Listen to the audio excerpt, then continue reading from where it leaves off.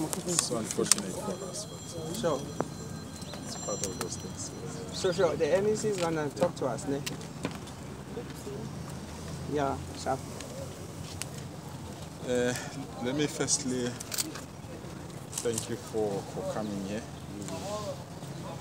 You indeed said it, but our schools continue to be areas where criminals feel they can do as they wish.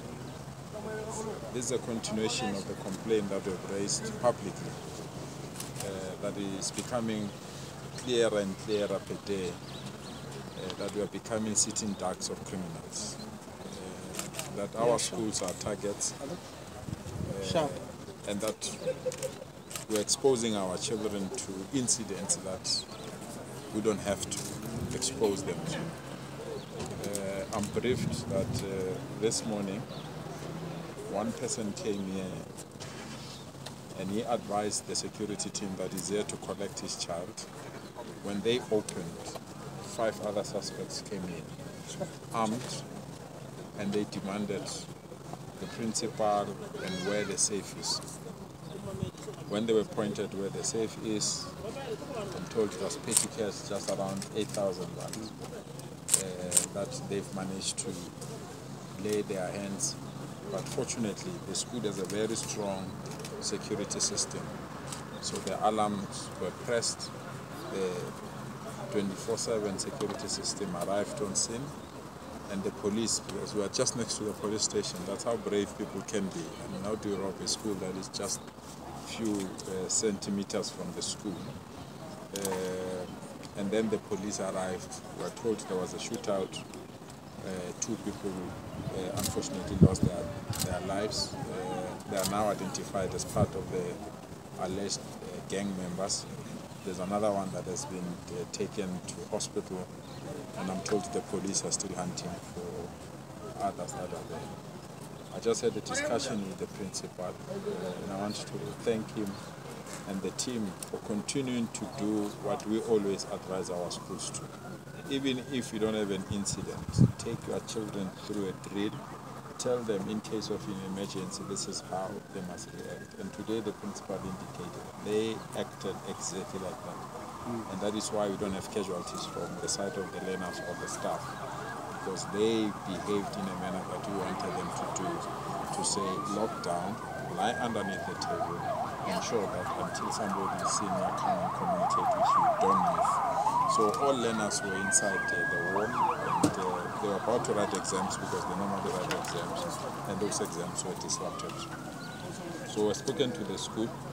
We'll send a communique to all parents that the school will open but will not continue the exams. Those that need counseling will provide counseling tomorrow, and the normal schooling will start on Friday, so that we can provide all that on Monday. We can provide all the relevant support that is needed to staff members and to learners. I've personally met the staff members that were attacked by these criminals. They're okay. We assured them of our support as well, and we're quite convinced that they'll also be ready to come back on Monday so that they can assist with the day-to-day running. So we're calling upon law enforcement agencies, and we want to congratulate them. This is how it needs to be happening. When we press that button, come and assist us, because that's the only way to defeat these criminals. We are a learning institutions. We don't have the capacity and the resources to hire people that have weapons, but we rely on law enforcement agencies to execute this kind of task on behalf of society. So we want to thank men and women in blue for executing this task and for sending a very strong message that you come to our schools, the law enforcement agencies will come and support us, and we will do everything within our powers to deal with this. So because the scene, it's still a crime scene now, we'll wait for the police to clear everything. But all children have been released, they've all gone home, and as I said, through the WhatsApp group and the communication channels of the school, will indicate to parents that they can only come back, those that want to come back tomorrow for all support, psychosocial support that we provide, but the normal academic program will resume only on Monday. Let me see, Lindo Busha from ENCA. I guess the principal can chip in as well, but in terms of the security in the entrances of the school, how did these people gain access to the school? Want to explain that? Yes, we have a lockdown system in the front of the school. Press a button and we have a camera, and the gentleman who said he was coming to fetch his child, and we opened the gate, and as soon as he got through, the vehicle with the robbers in tailgated him, came straight through, and we saw them coming on camera, but by the time we had locked down, they were in the front office. They jumped through the window with the AK-47s and their pistols, and then traumatized the front office staff, and demanded the safe. Into the safe, we let them into the safe, and they found no money in the safe. There was a smaller safe where we keep all our extra cash, and they couldn't access it. They didn't even see it, they didn't access it. And then they tried to get into the offices and tried to smash my door down, in fact. And then I think they assumed they were here too long. And our CPF from Edenvale, who were phenomenal.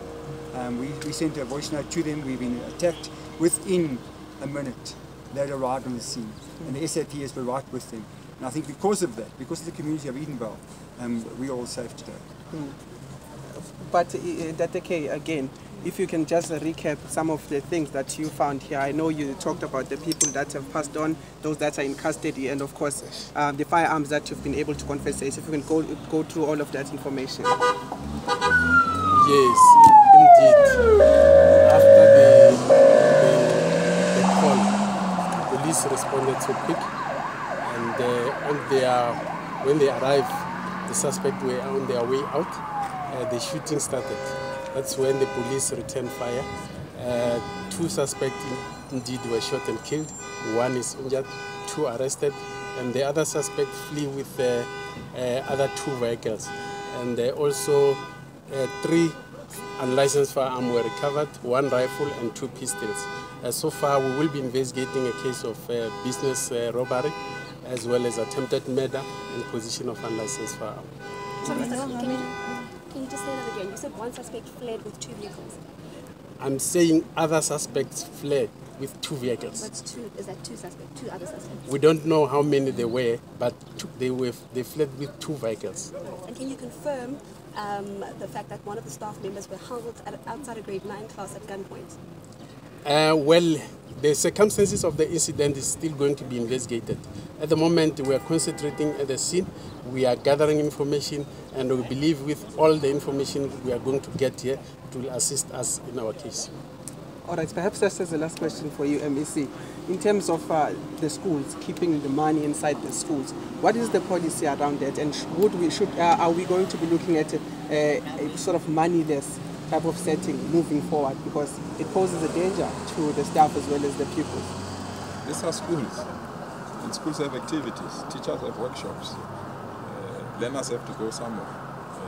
I'm told the money that was collected is because there is a trip where they need to go. And the rules are very simple. It's only when after school business for 2 days, go and bank that money. That's our policy, and that's the rule of the school.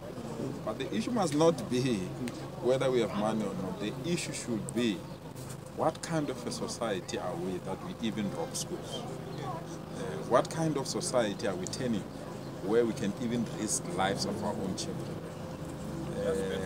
And that are these criminals so brave enough that they don't even care, even if a school is next to a police station? What about a school that is not even next to a police station? And if those answers are not forthcoming, we must know that we need to do something, and do that something urgently. We can't surrender to criminals. We can't. And the swift action that was taken by the police excites some of us, because that's what we've been calling for, that police must act, and act decisively. Criminals must know there are laws in this country. Criminals must know if you point a firearm to the police person have the right to also defend themselves. And therefore, it's just unfortunate that lives are lost here. I came here looking for a school. I found bullets instead of ball pens. I find AK-47s instead of textbooks. It can't be normal. We can't allow that and say it's normal. It's not normal. And we should act and the way the police have acted, I'm really relieved, and I'm glad to the leadership of the principal and the leadership of the school management team for really managing the situation. This is a highly secure school, to be quite frank, compared to some of the schools. The mere fact that the school managed even to see them before they even come inside is an indication of the security arrangements that they have. But we are sitting ducks of criminals.